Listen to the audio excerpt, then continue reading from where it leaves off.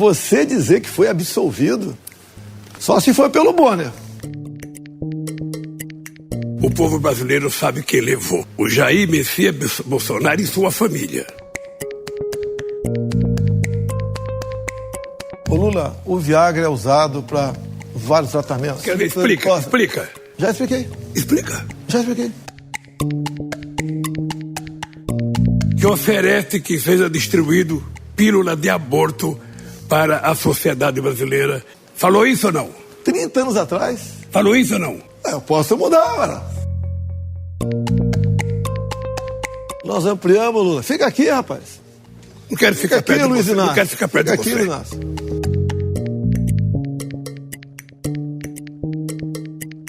O último debate entre Jair Bolsonaro, do PL, e Lula, do PT, antes do segundo turno das eleições, na TV Globo, foi marcado por troca de acusações entre os candidatos e poucas propostas para o futuro. No primeiro bloco, o candidato do PL levantou o tema salário mínimo, que causou desgaste à campanha do presidente no segundo turno. Lula acusou o presidente de não dar nenhum aumento real para o piso salarial no Brasil. Bolsonaro prometeu, se reeleito, um valor de R$ 1.400 para o ano que vem. A discussão deslizou para o assunto corrupção. Bolsonaro chegou a chamar Lula de bandido. Lula rebateu citando suspeitas que envolvem a família Bolsonaro na compra de imóveis com dinheiro vivo e rachadinhas. Em outro ponto da discussão, sem propostas para o país, os dois candidatos citaram um episódio envolvendo o ex-deputado Roberto Jefferson, que no domingo passado recebeu agentes da Polícia Federal com tiros de fuzil e granadas. Bolsonaro tentou associar o ex-parlamentar a uma amizade com Lula na época do Mensalão. Lula respondeu, chamando Jefferson de pistoleiro do Bolsonaro. As medidas sobre o combate à pandemia da Covid-19 também entraram no embate entre os candidatos. Lula acusou Bolsonaro de atrasar a compra das vacinas e colocar gente despreparada no Ministério da Saúde. Já o candidato do PL disse que o petista preferiu construir estádios para a Copa no Brasil do que hospitais. No quarto bloco, Bolsonaro rebateu dados de sua gestão na economia e afirmou que, caso reeleito, o Brasil deve ter crescimento maior do que o da China. Na sequência, Lula afirmou que, caso eleito, irá trabalhar junto de prefeitos e governadores para estabelecer propostas e obras prioritárias de desenvolvimento nas áreas da saúde e educação. Estamos aqui no avançar da madrugada já neste sábado, após o último debate antes do segundo turno das eleições, neste domingo, entre o candidato Lula do PT e o candidato Jair Bolsonaro do PL. E para essa conversa que vai analisar então um pouco mais desse confronto e se esse confronto tem potencial, né, de mudar as intenções de voto ou os votos propriamente ditos deste domingo, estamos aqui com o time do Poder em Pauta. Muita gente nessa sexta-feira acordou, ligou o podcast e falou: ué, cadê o Frazão? Cadê o Pedro Venceslau? A gente optou por deixar o Poder em Pauta para este sábado, justamente para ter esse elemento importante, né, no final da campanha, que é o debate final da TV Globo. Deixa eu cumprimentar então inicialmente Felipe Frazão, diretamente de Brasília. Está lá na sucursal ainda, vai fechar o prédio hoje. Tudo bem, Frazão? Olá, Manuel. Olá, Pedro. É verdade, não deu tempo nem de terminar a edição do jornal, já emendou no debate e eu fiquei aqui até a madrugada para a gente conversar um pouquinho. Você avisou em casa que vai chegar tarde, né, Frazão? Tá todo mundo já descansando, que a maioria dos brasileiros deve ter feito aí durante esse debate, né? É verdade, sem dúvida nenhuma. Bom, aqui em São Paulo, Pedro Venceslau também apostos para a nossa análise aqui do debate final entre Lula e Bolsonaro. Olá, Pedro, seja muito bem-vindo, tudo bem? Olá, Manuel, olá, Frazão, boa noite a todos. É isso, boa noite, bom dia, boa tarde, não sei em que momento você está ouvindo esse podcast, mas estamos já no avançar aqui da madrugada após o debate. A primeira rodada é muito direta aqui, já vou passar a bola tanto para o Pedro quanto para o Frazão, para uma primeira análise geral, né, de quem se saiu melhor na visão de cada um deles nesse debate. Depois a gente pode ir pegando alguns aspectos específicos do debate. Mas uma primeira análise geral, começando por você, Frazão, o que você achou desse último debate, se dá para apontar algum vencedor? Emanuel, Pedro, não sei a impressão de vocês, mas você bem direto. Achei que o debate da TV Globo foi mais travado do que o da TV Bandeirantes, num formato parecido, mas um pouco mais truncado pela estratégia dos dois presidenciáveis, do Lula e do Bolsonaro, e, nesse sentido, não contribuiu para mudar o voto de ninguém, tampouco acredito que tenha colaborado para discussões que possam ter feito algum indeciso definir o seu voto a partir da participação deles nessa sexta-feira. Em termos de desempenho dos dois também acho que foi atrapalhado por essa dinâmica no desenrolar do debate, que, mais uma vez, acho que não foi tão desenvolto ou tão fluido como o da TV Bandeirantes. Estou aqui fazendo uma comparação porque foram os dois mais importantes, foram os dois desse segundo turno e os dois em que a gente viu um formato diferente, com acúmulo de tempo, administração de tempo e também com uma transição, né, uma certa capacidade dos candidatos de transitar pelo estúdio. Só que os dois candidatos usaram de estratégias diferentes nesse debate. O Lula também, na linguagem corporal, se movimentou bastante e o Bolsonaro, de certa forma, em alguns momentos, pareceu até um pouco perdido no palco, mas melhorou em relação ao desempenho dele no debate da Band, estava menos travadão, gesticulava mais, se aproximava da câmera. Então, os dois tiveram uma estratégia um pouco mais evoluída, né? Desse formato de debate em que eles podem se aproximar um do outro, podem tomar o centro do estúdio, ali no palco, se aproximar da câmera, mas o Lula escapou do Bolsonaro, né, em alguns momentos, não ficava ali do lado dele, houve até um contato físico, uma mão no ombro no debate da Band, isso não pegou bem pela estratégia do Lula, e agora ele tentou se afastar, inclusive disse para o Bolsonaro, não quero ficar perto de você em certo momento.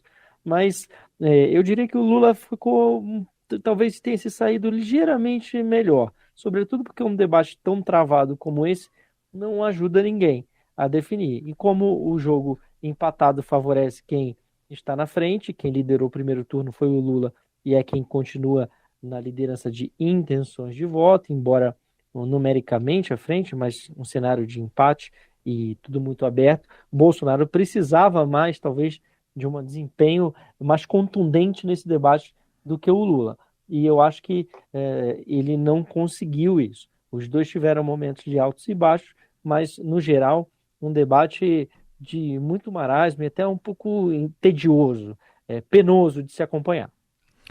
Você, Pedro, antes, Pedro, de você fazer a sua primeira análise geral, só dar um dado importante, né, sobre a relevância e projeção de um debate como esse, né, há 2 dias, ou melhor, como termina já no fim do dia, praticamente é um dia da eleição, né, um dia e meio, digamos assim, do início da votação.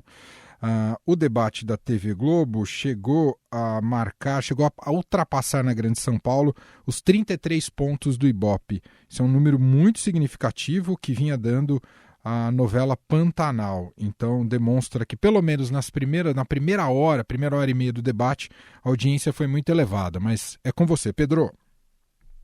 Olha, a princípio eu concordo com a avaliação do Frazão de que o Lula jogava pelo empate e o Bolsonaro precisava ir para o ataque. Foi como se fosse um jogo de Copa América, digamos assim. E o Lula ficou na defensiva no primeiro bloco, mas muita gente se pergunta se é ruim ou é bom ficar na defensiva num debate como esse, né? O fato é que o Bolsonaro precisava partir para o ataque e não tinha outra alternativa. Mas os marqueteiros costumam dizer que isso causa rejeição. Quem parte para o ataque gera rejeição. Então, era uma estratégia arriscada para o Bolsonaro, mas não havia outra alternativa para ele. O Lula ficou na defensiva, mas, na minha avaliação, olhou demais para o retrovisor. Aliás, tem feito isso ao longo da campanha, tem olhado demais para o retrovisor. Boa parte do eleitorado do Lula, e desse eleitorado que o Lula precisa conquistar, não tem essa memória afetiva, não tinha nem idade para lembrar do que foi um governo do PT. Então, talvez ele tenha exagerado um pouco, falando dos feitos do passado. Achei que o Lula teve problema de dicção, achei que o Lula não foi principalmente no final do debate, parecia um pouco mais cansado, mas soube operar melhor o banco de tempo. No debate da Band, essa foi uma falha capital. O Lula não se perdeu na questão desse formato, dessa inovação que foi o banco de minutos, de segundos, e deixou o Bolsonaro falando sozinho, encerrando o debate da Band. Dessa vez o Lula soube operar melhor, né? Eu também me chamou a atenção o fato de que o Lula começou e terminou esse debate da Globo falando de Deus, agradecendo a Deus. É um eleitorado importante que eles trabalharam durante o segundo turno inteiro, tentando se aproximar dos evangélicos, tentando se aproximar dos cristãos. O Bonner teve um direito de resposta, né? Isso foi uma coisa curiosíssima nesse debate e que acabou, o Bolsonaro, acredito eu, cometeu um erro gravíssimo nesse debate, que foi atacar a Globo, atacar o Bonner, que é nessa questão de que o Bonner teria dito que o Lula foi inocentado pelo STF e que acabou gerando uma espécie de direito de resposta involuntário para o Lula e que foi muito bom para o ex-presidente. Tiveram vários aspectos da agenda negativa do Bolsonaro que eu acho que o Lula explorou pouco, talvez até por estratégia. O Lula demorou para falar de alguns temas que causaram desconforto para o Bolsonaro, como, por exemplo, a questão do Roberto Jefferson, que ficou lá uma briga para saber quem era mais amigo do Roberto Jefferson, se era o Lula, se era o Bolsonaro, né? O Lula usou ali como moderação. Chama a atenção também o fato do Lula ter falado com todas as letras de forma contundente, talvez da forma mais contundente até então, que o governo Temer foi golpista, ou seja, terminou de explodir qualquer tipo de ponte que poderia existir com o ex-presidente do MDB, que era visto até como um possível representante para fazer o meio-campo numa transição de governo, né?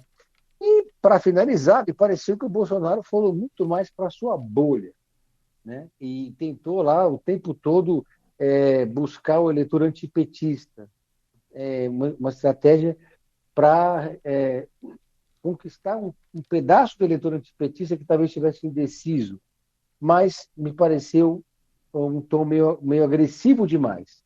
E o Bolsonaro também ressaltando aquela narrativa do antissistema. Chegou um momento que o Bolsonaro chegou a dizer com todas as letras: o sistema todo está contra mim. E aí foi curioso que todo esse circo que o bolsonarismo armou, que criaram até um termo, que foi o radiolão, né? Praticamente não apareceu no debate. Hoje houve uma autocrítica do Fábio Faria.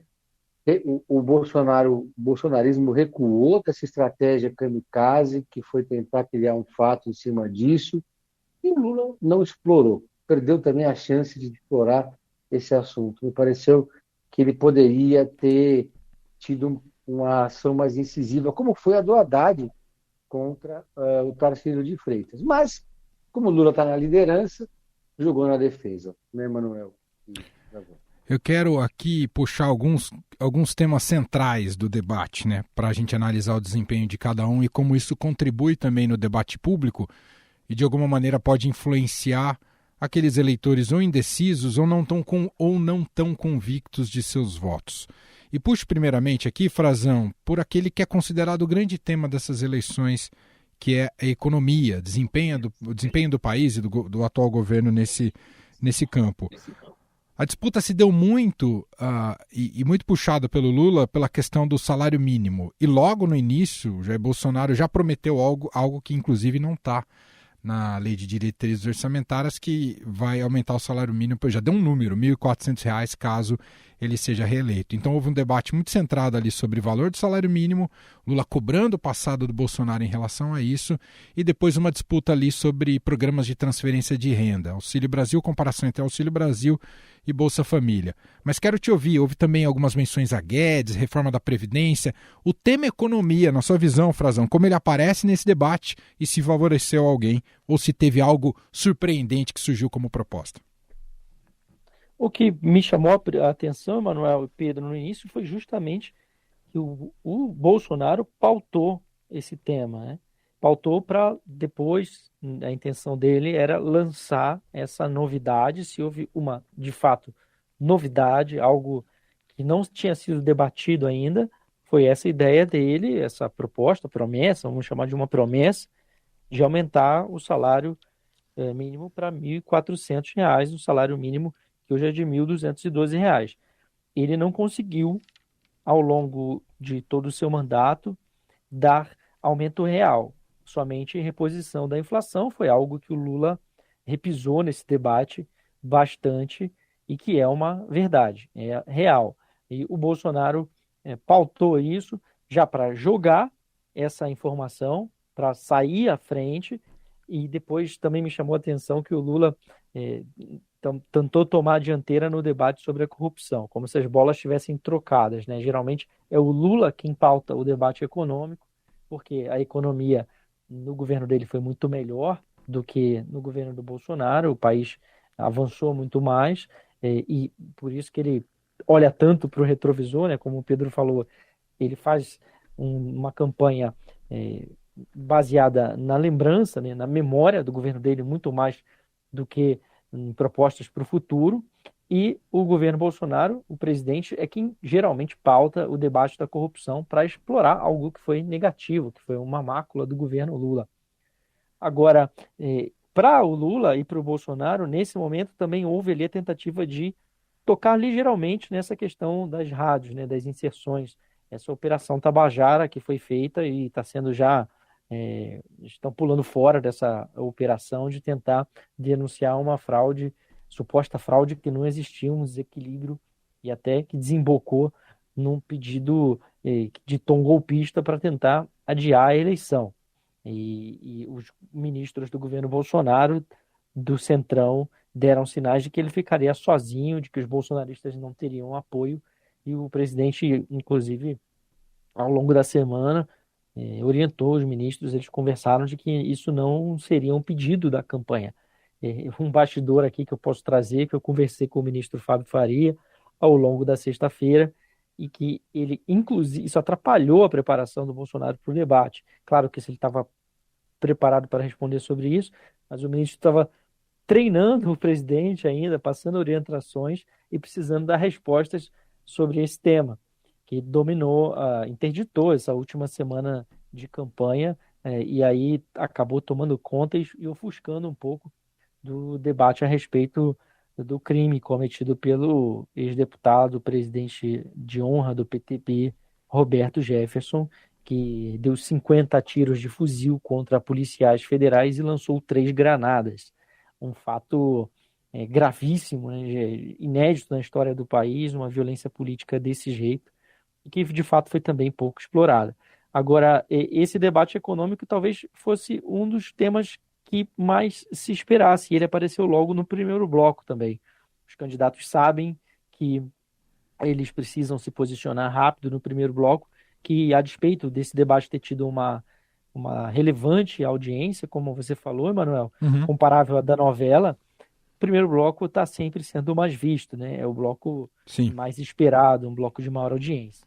E eles lançaram logo esse debate justamente porque esse debate foi pautado pela imprensa, inclusive pelo Estadão também, com o planejamento do governo, né, de mudar as fórmulas de reajuste do salário mínimo, as medidas econômicas que o Paulo Guedes tem previsto, né, sua equipe tem trabalhado e que foram usadas, foram trazidas à tona pela imprensa, pelo Estadão e por outros veículos, e que acabaram pautando essas últimas semanas do debate, dos debates, né, da campanha de uma forma geral, da discussão diária, e que foram prejudiciais à campanha do presidente Bolsonaro. Ele estava nas cordas, precisando se explicar, e ele precisou usar esse momento justamente para se posicionar sobre isso e tentar acusar o Lula de mentir sobre as intenções do governo Bolsonaro.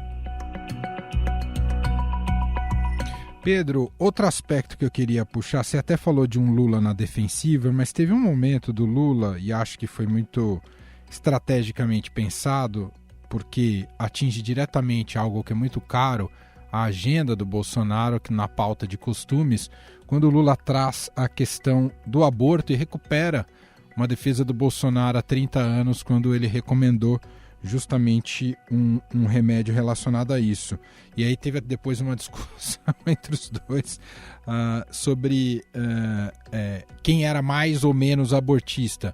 De qualquer forma, acho que surpreendeu aquilo, incomodou o Bolsonaro, e foi um momento que o Lula estrategicamente conseguiu, de alguma maneira, tirar um pouco uma base mais sustentável do Bolsonaro na sua agenda, não foi, Pedro?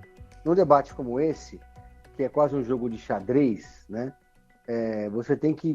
Os dois adversários ficam buscando oportunidades para furar a bolha, porque na grande maioria do debate eles falam para a própria bolha. Eu acho que nesse momento o Lula conseguiu furar um pouco a bolha. Foi uma carta ali, um zap que o Lula tinha na manga, que o Bolsonaro ficou absolutamente sem resposta, né? Ele realmente disse aquilo, inclusive citou o nome do remédio. Logo em seguida já começaram a surgir memes nas redes sociais falando que o Bolsonaro estava indicando um remédio abortista, né? Então, só que eu acho que o Lula depois não soube aproveitar, ele não soube construir melhor fazer render melhor esse debate, né? Mas eu acho que foi o pior momento, talvez, do Bolsonaro no debate da Globo, porque ele foi quando ele ficou um pouco nas cordas num tema que é muito caro para o bolsonarismo, que atinge em cheio o eleitorado dos evangélicos, que eles trabalham o tempo todo. O Bolsonaro respondeu, insinuou a questão do Lula, que teria pedido para abortar uma filha, mas acabou não entrando diretamente nesse embate, mas acredito que ali foi um momento ruim. Mas o Lula não quis se estender nesse tema, né? Claramente, o Lula estava tentando colocar uma outra agenda. Claramente, o Lula estava querendo criar uma agenda mais positiva e colocar para o eleitor que ele estava querendo discutir propostas, enquanto o Bolsonaro estava indo para o ataque. Então, foi uma estratégia de ataque e defesa, e que o tema do aborto entrou. O tema do aborto é uma casca de banana para o PT, é uma casca de banana para o Lula. O tema dos costumes, a agenda de costumes, né? Uhum. Porque o PT trabalhou o tempo todo para tentar criar pontes com esse eleitorado mais evangélico, com esse eleitorado mais conservador. E nesse tema ali, conseguiu quebrar um pouco, furar a defesa do Bolsonaro, me pareceu. Muito bem. Queria partir aqui com vocês para uma rodada final.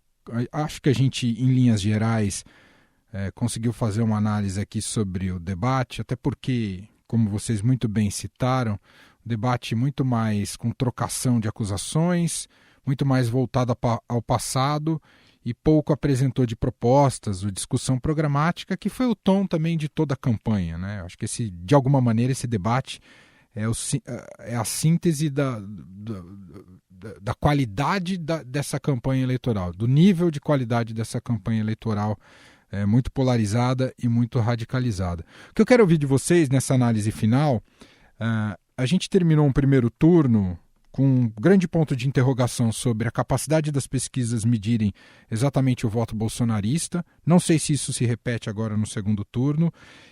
A gente observou uma estabilidade nas pesquisas ao longo desse segundo turno, com Lula sempre mantendo a dianteira. Queria ouvir de vocês, diante daquilo que ambos os candidatos apresentaram ao longo da campanha, se há alguma possibilidade de fato de reversão, né, nesse domingo, se pode ser um domingo surpreendente, né? Se o Bolsonaro pode virar sobre o Lula, diante da vantagem que ele tem tido desde o final do primeiro turno, e de que maneira isso poderia se dar. Enfim, estamos a pouquíssimas horas, né, da realização do segundo turno. O que vocês esperam? O que as urnas poderão dizer no domingo, se é que eu não faço uma pergunta um tanto ousada? Frazão? É previsível ainda, né, Emanuel? As pesquisas de fato mostram estabilidade, mostraram o Lula na dianteira que ele saiu do primeiro turno, liderando a votação, isso é inegável.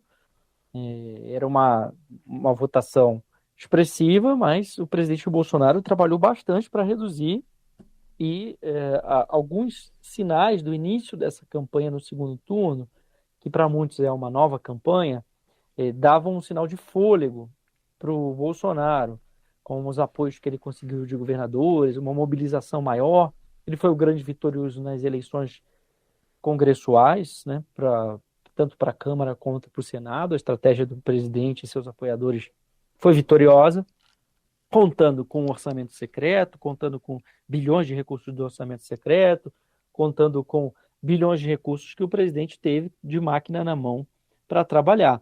Mas nessa fase final da campanha, ela foi bastante negativa para o Bolsonaro, inclusive com episódios que o Lula deixou de explorar, não pintou um clima no debate, por exemplo.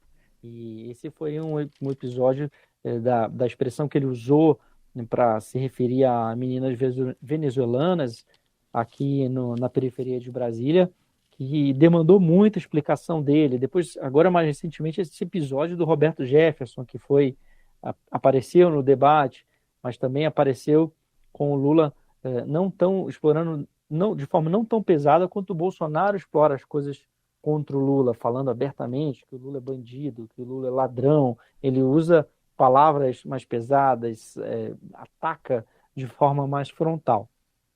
Agora, nessa reta final, o Bolsonaro é quem estava na defensiva, o Bolsonaro é quem estava se acusando se fazendo de vítima, né, acusando supostas fraudes, tentando encontrar alguma maneira que ajude o discurso de melar a eleição. Nós vimos as urnas primeiro, nós vimos o questionamento à votação eletrônica, depois o questionamento às pesquisas, a tentativa de criminalizar as pesquisas.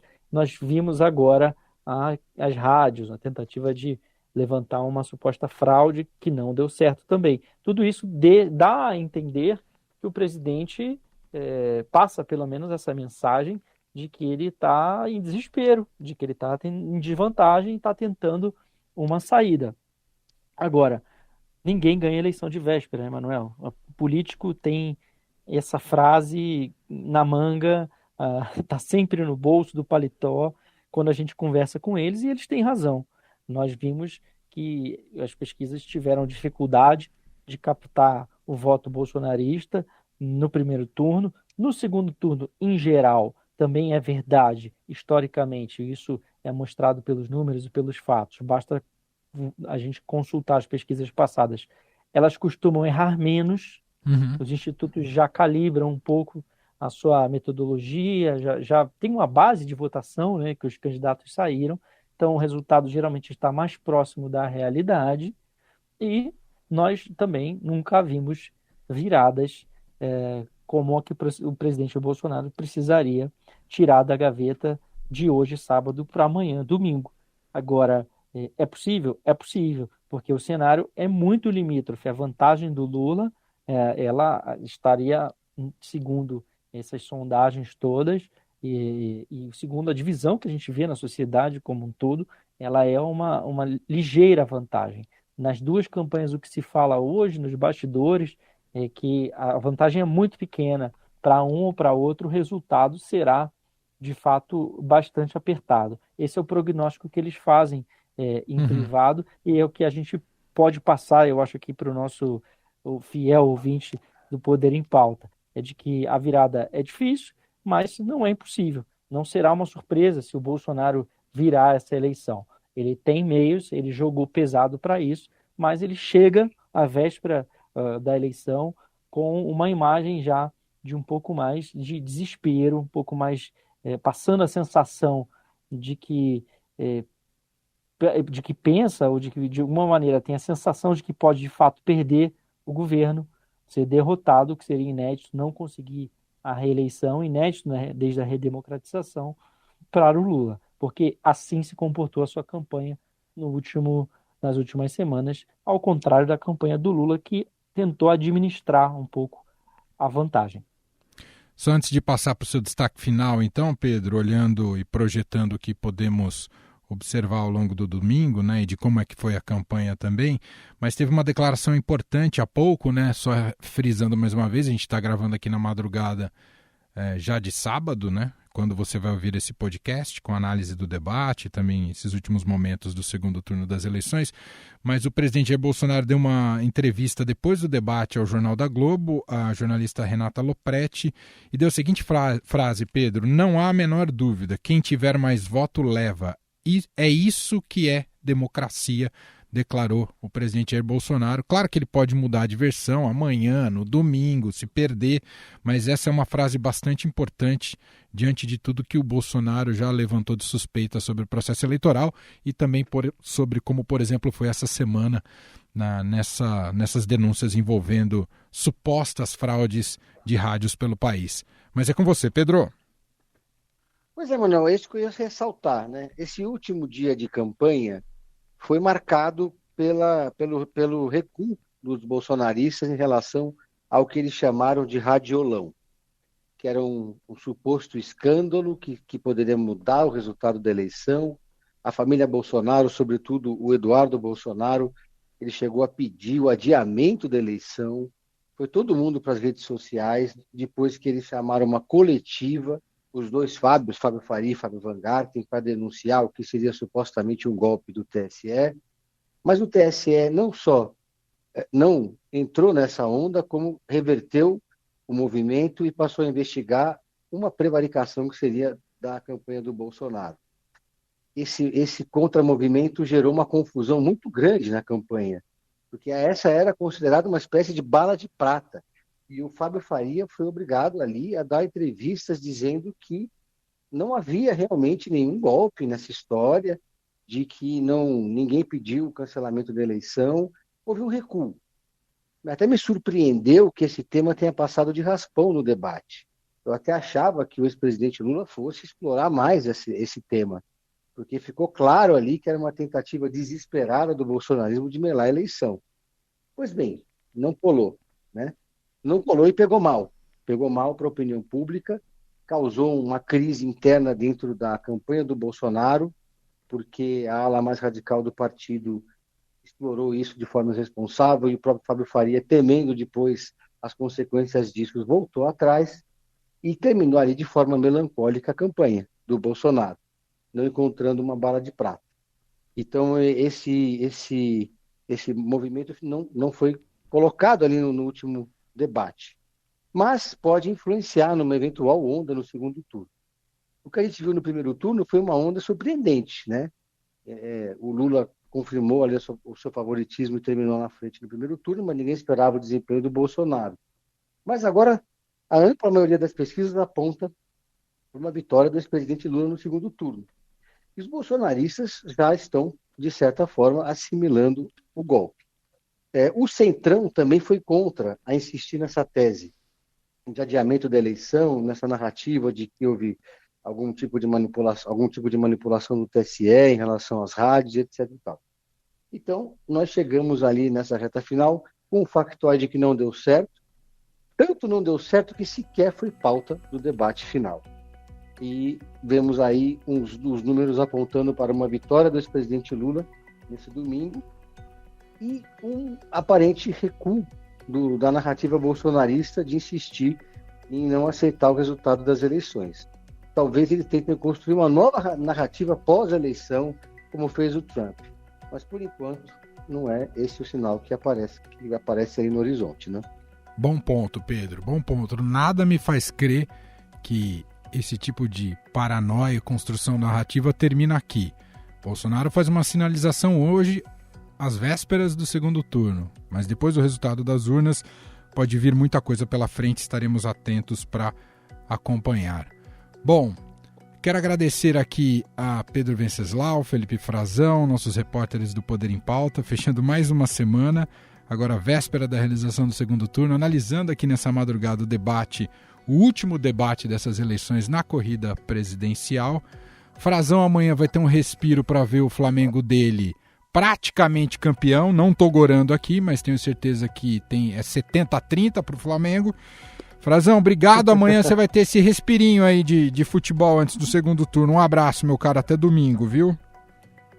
Valeu, Emanuel. Valeu, Pedro. É verdade. Tem ainda nesse sábado, fim de tarde, noite, para acompanhar e que bons ventos soprem lá de Guayaquil, depois via Cordilheiras dos Andes e cheguem aqui ao Brasil e o Flamengo. Só um breve comentário, Emanuel. Posso dar um... Por favor. Queria fazer só um registro importante dessa declaração do Bolsonaro, que tem tudo a ver com o que a gente escreveu no Estadão há algumas semanas atrás, às vésperas do primeiro turno, que as próprias Forças Armadas tinham deixado muito claro ao Bolsonaro de que ele não contaria com o apoio delas para fazer um questionamento frontal às eleições, sem que houvesse qualquer evidência de manipulação, fraude, anomalias, irregularidades, e até agora a gente não tem o conteúdo completo dos relatórios de fiscalização que as Forças Armadas fizeram, se recusaram a entregar, mas o Bolsonaro vai ter essa carta na manga, como o Pedro falou. Agora, o recado que eu ouvi de vários generais da ativa, da reserva e oficiais do Exército foi de que quem ganhasse levaria a eleição. Mais ou menos o que disse agora o presidente Bolsonaro, e eles estão reforçando, então, também essa legalidade. Não se envolveram diretamente, importante registrar, nessa tentativa, dessa operação tabajara das rádios. Fora isso, queria só agradecer a companhia dos nossos fiéis ouvintes, o prestígio que eles nos dão de nos ouvir e de disseminar, difundir o nosso Poder em Pauta, o Estadão Notícias, numa eleição que a gente viu tanta mentira. Esse debate, como você resumiu, é o retrato da qualidade dessa campanha, né? Um debate da mentira, tantas vezes os candidatos, os dois, Lula e Bolsonaro, acusando um ao outro de mentir. É mais um sinal da necessidade e do prestígio do jornalismo profissional, e a gente está aqui para ajudar vocês a decidirem o seu voto bem informados. Um excelente voto para vocês nesse domingo, que tudo corra em paz, e até a semana, quando a gente vai poder discutir sobre o eleito. Perfeito. O país. Já temos compromisso semana que vem para a gente discutir o pós-eleição, pós-resultado desse segundo turno. Pedro, grande abraço. Não vou dizer nada sobre futebol para você, que você não tem um Flamengo para torcer para amanhã. Então a gente se vê no domingo. Se cuidem, Pedro. Tá bom, valeu. Um abraço a todos.